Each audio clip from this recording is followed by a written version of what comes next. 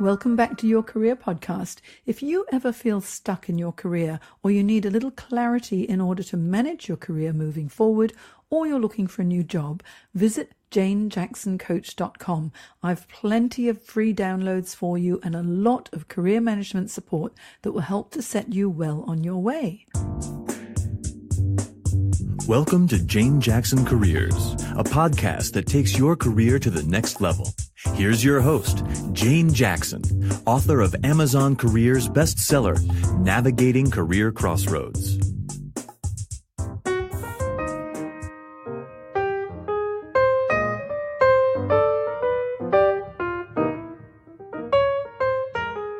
Welcome to my Careers Podcast, where I interview fascinating professionals who have made amazing career changes. And today I have with me James Beeston, all the way from Birmingham in the UK. Now, let me give you a little intro of James. We all know Batman as a Caped Crusader, right?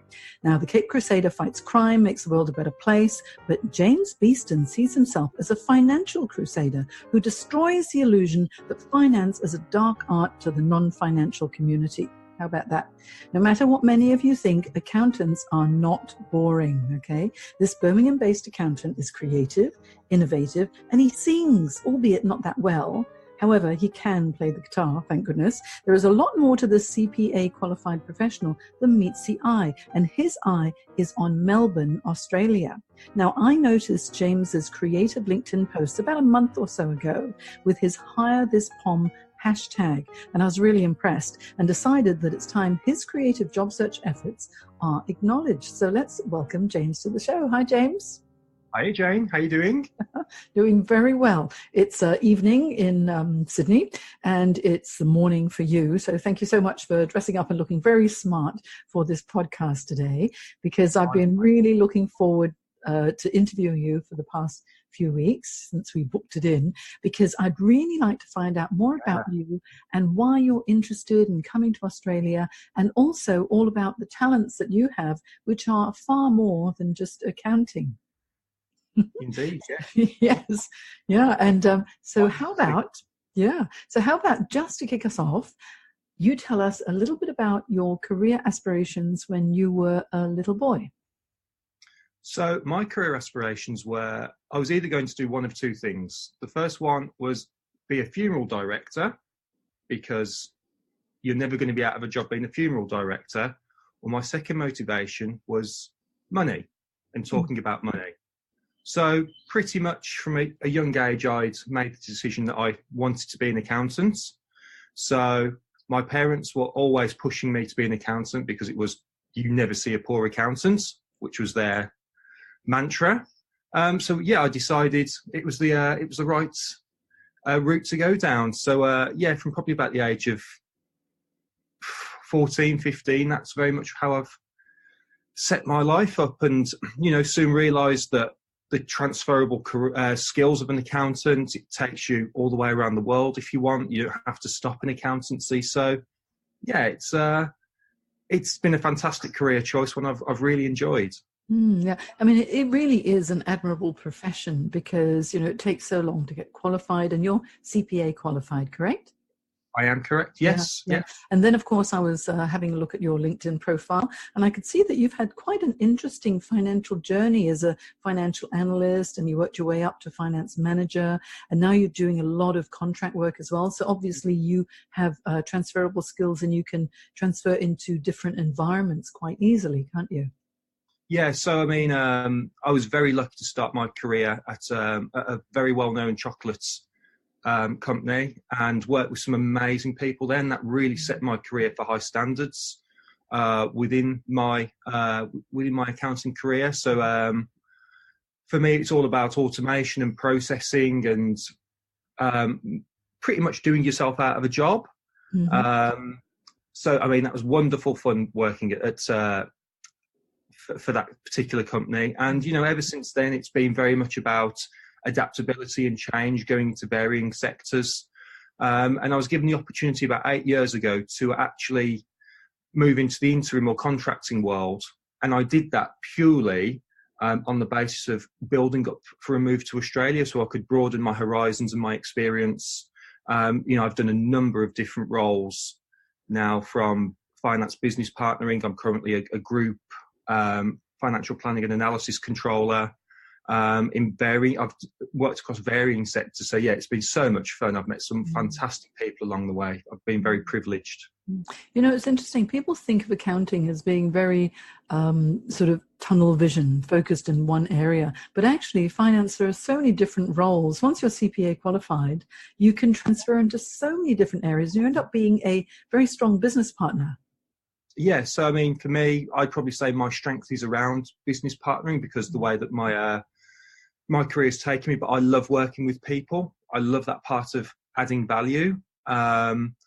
Getting to actually see what people are creating on the ground and just being part of that is it's fantastic fun. I absolutely love that part of it. So, I mean, in Birmingham, we've got a number of ticket gates in our brand new station at New Street. It was my strategy to put that in place. So just, doing small things like that makes such a big difference to my CV because it's a tangible product. But yeah, I've absolutely loved being out there with people, getting to know what they're doing. I couldn't sit behind a computer all day. You're not a number cruncher. I love numbers, but I do like working with people and numbers at the same time. I think this is the thing, these days with everything being automated, as you mentioned, and people are worried about our robots going to be taking our job. If you are just like a bookkeeper, then of course your role could be in danger.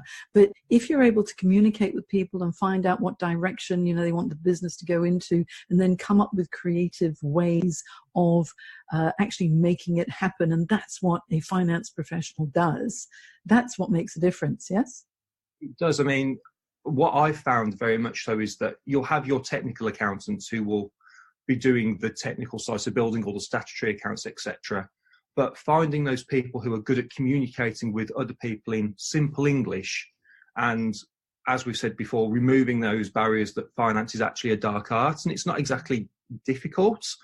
That is where people are really adding value in business at the minute. But it's so hard to find accountants who are commercially aware and can actually go out there and talk to people and are willing to put, their skills to the test. It's very difficult. So I'm quite unique from that perspective, I like to think. And you sound like quite a strong people person because, when I first noticed who you were, it was actually on LinkedIn, which is a fantastic platform, obviously, for job seekers, as well as for, business to business efforts.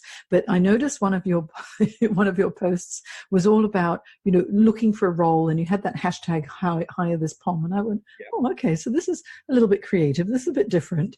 And then I reached out to you to connect. I thought, oh, what's going on here? And then I followed some of your posts, and you have such a strong network of people who are advocates for you, who are helping to promote you as well. So obviously, there are executive search firm consultants, recruiters, and people that you've worked with who are really on your side. And so not only are you technically competent, but also you must be a pretty nice guy because all of these people are doing this for you. Yes. So I thought, well, I've got to reach out to you because as soon as I noticed that musical post that you did on LinkedIn, I thought this is someone who really is different because, for the listeners, James wrote this song. And what's the name of the song? Is it called Hire This POM? Just Hire This POM, the song. Hire This POM, the song. And he actually sang it in a video and posted it on LinkedIn, even though I would not recommend that he joins The Voice UK. Okay, but it is quite interesting. Let me just read the chorus. It says, so hire this POM because he's from Birmingham. Make his dreams a reality. So hire this POM, you won't be wrong. Give me a chance to show my quality. There we go. That's quite nice, isn't it? Am I going to get you to sing this? Am I going to get you to sing this now, James? Would you like me to sing it? Okay, just the first chorus. Let's not frighten people off. Carry on. So hire this POM because he's from Birmingham. Make his dreams become reality. Is that enough? Yes, so don't. Hire this POM. Hire this POM. Okay. Maybe I could be your backup dancer. Many, many years ago, I was a backup dancer. Did you know? Really? Before I became a career coach, many things. I had many career transitions. But that's what makes life interesting. But now I wish you had your guitar with you, because you actually are a very good guitarist. But if anyone wants to listen to this song and see James in action, I will actually have the link to that post in my show notes on janejacksoncoach.com as well. So tell me, James, you want to move to Australia. Why? So for me, I've always had a fascination with Australia from an early age, purely because of quokkas. For one, love a quokka. Sorry, well, I'm half English, half Chinese. I don't know. What's a quokka? Look up a quokka. They're a little marsupial. Oh. They're the world's happiest animal. Oh, like wombats. Oh, well, you teach me. Here's a pom teaching me. I'm half a pom living in Australia, so I'm still learning. So look up a quokka. So, but yeah, for me, Australian people are absolutely amazing people. They'll always go out of their way to help and make you smile. Sports mad. You can't beat that, really. But you know, the country itself, it promotes itself so well in terms of lifestyle, mental health and well-being. Obviously the weather's a lot better than here in the UK, but yeah, just the whole place, it fascinates me. It's such a wonderful place. I'm in awe of the country. Yeah, I have to admit, I've lived here now for nearly 10 years, and I moved from Singapore. I mean, I lived in the UK for 4 years, which I love, but I grew up in Hong Kong, and then now I've been in Sydney for 9 years, and it really is a lovely place to live. And so many of the cities, they're just so beautiful, and I believe you have a keen interest in Melbourne, right? I do indeed have a keen interest in Melbourne, yes. And why Melbourne? For me, Melbourne, for the sports.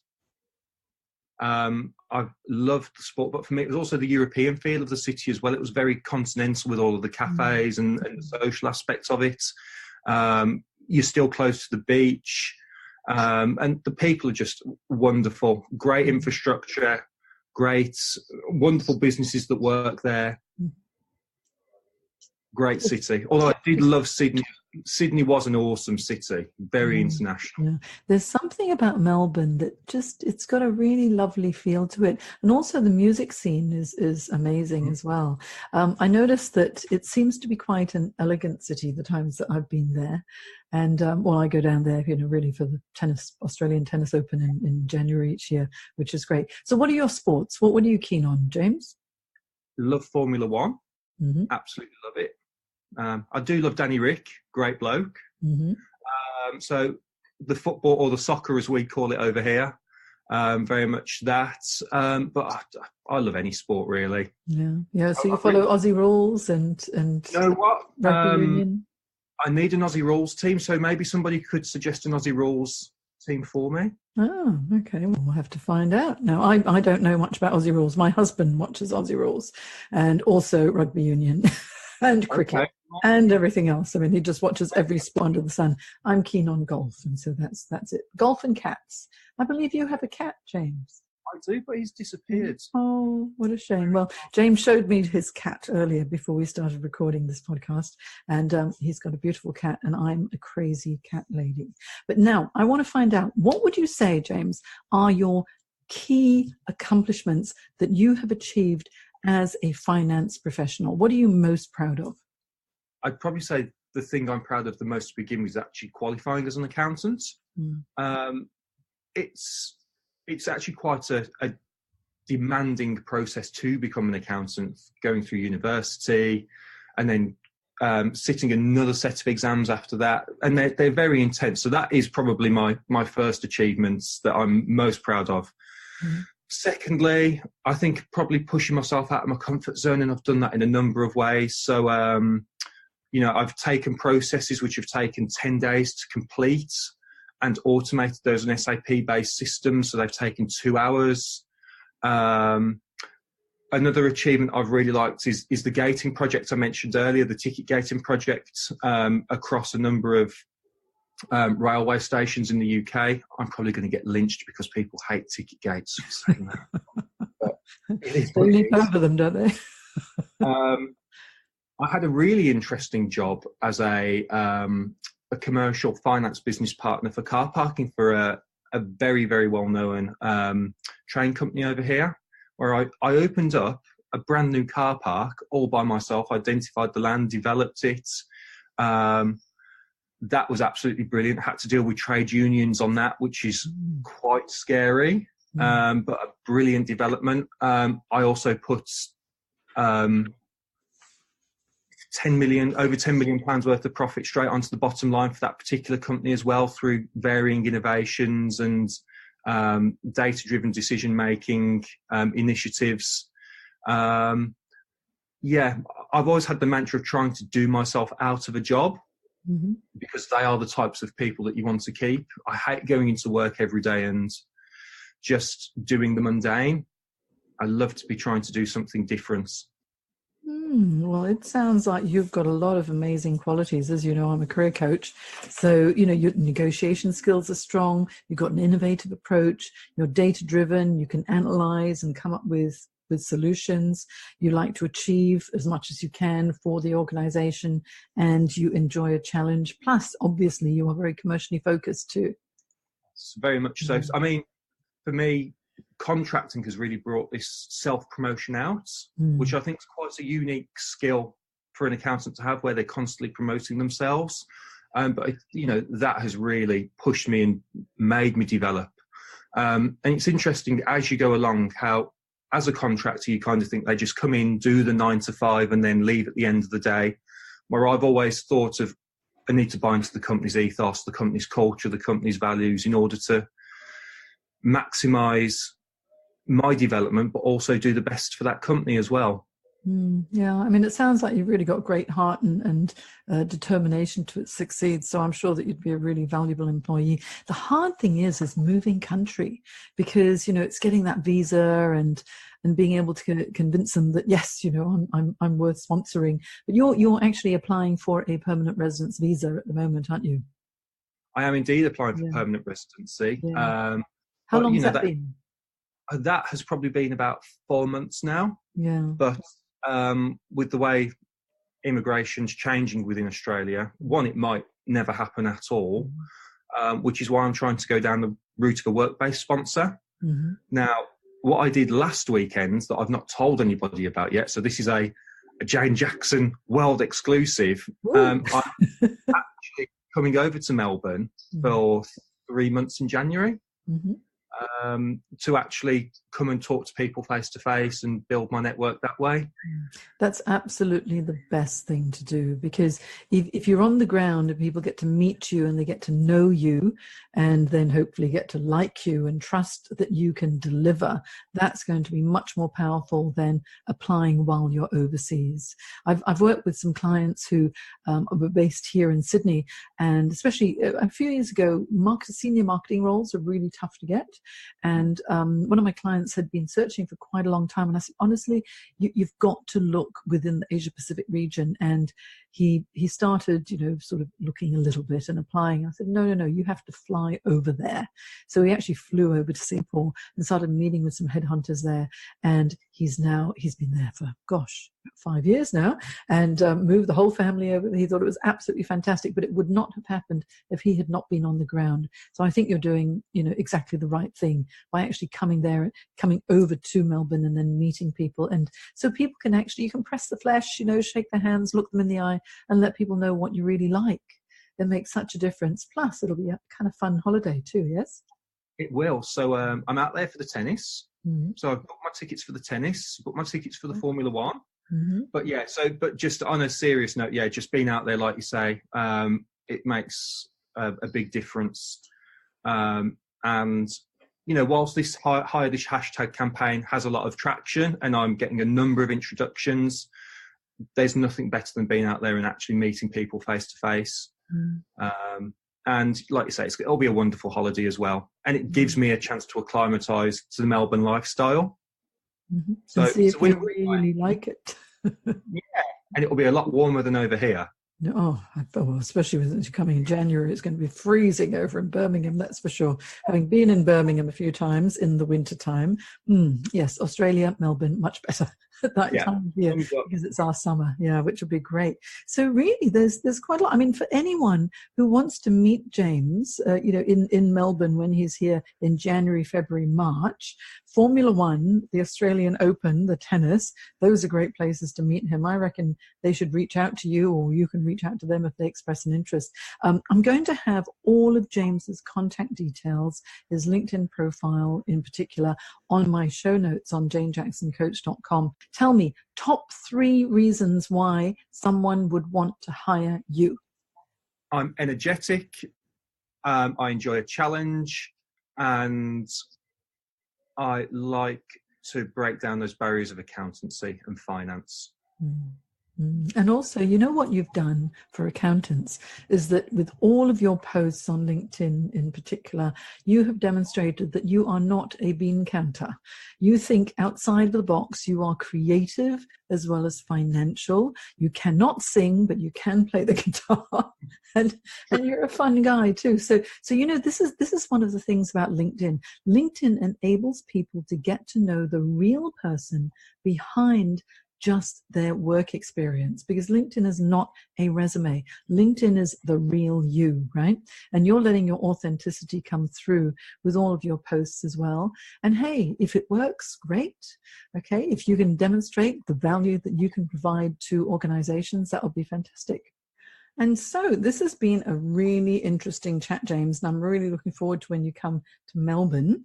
And if you come up to Sydney as well, perhaps we can meet up and have another podcast interview. Who knows? But tell us, where can we find you? If someone wants to reach out to you, best place to reach you is? So we can use a number of media platforms. So I've actually got on Instagram @HireThisPom Instagram tag. There's also my personal one @the James Beeston on Instagram. I've got Twitter @Jim Beeston, and there's also Facebook as well, or via email or LinkedIn. All of those details are on my LinkedIn. Okay, well, I would expect your LinkedIn profile is the best place to reach you, because we can find out everywhere that you've worked and all of your fantastic. You've got 24 recommendations. So there are a lot of people who are willing to put pen to paper on how amazing your financial talents are, which I think is a wonderful thing. And on janejacksoncoach.com, in my show notes, what I'm going to have is a little bit of James's work history, as well as the lyrics to his incredible song, Hire This Pom, which maybe if we get a really good singer could become a top hit. Who knows? Who knows? But maybe you can sing it in Melbourne sometime. And certainly if you want to reach out to James, please find him on LinkedIn, or you can find him on my show notes. And I'll also have a link to his video where he's actually singing if you want to find out a little bit more about him. So James, are there any parting words you want to leave us with? So for me, #HireThisPom. I'm, like I say, coming out to sunny Melbourne and to the amazing country of Australia in January through to the end of March. Please feel free to get in contact with me during that period of time. I'd love to meet up with you all and have a chat about how we can make this dream become a reality. I'm committed, and I just want to, effort equals reward in my opinion. Somebody out there must want to take a chance on this poor Pom.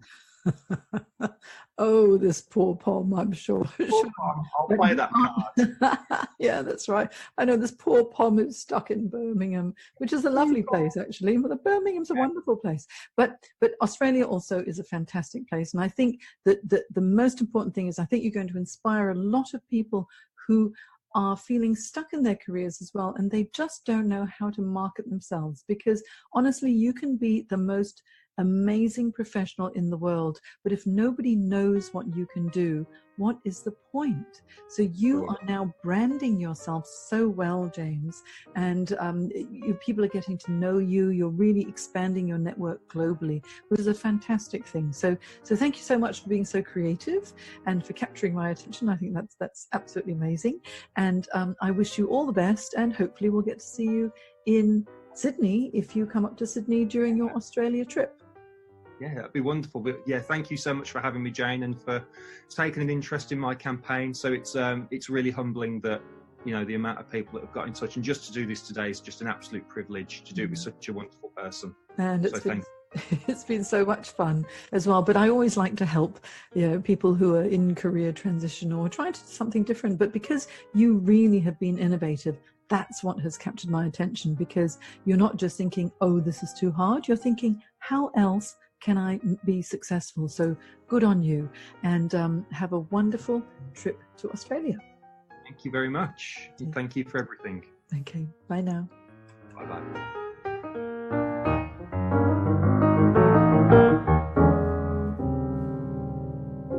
If you enjoyed this podcast, look for Your Career Podcast on iTunes and leave a review. And for all the career management support you need to create your dream career, visit janejacksoncoach.com and join my Careers Academy for live career webinars, group coaching, one-on-one coaching support, as well as my online career development courses. Isn't it time you found your dream job?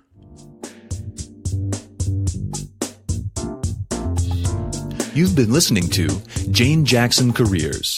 Sign up to receive regular career advice at janejacksoncoach.com.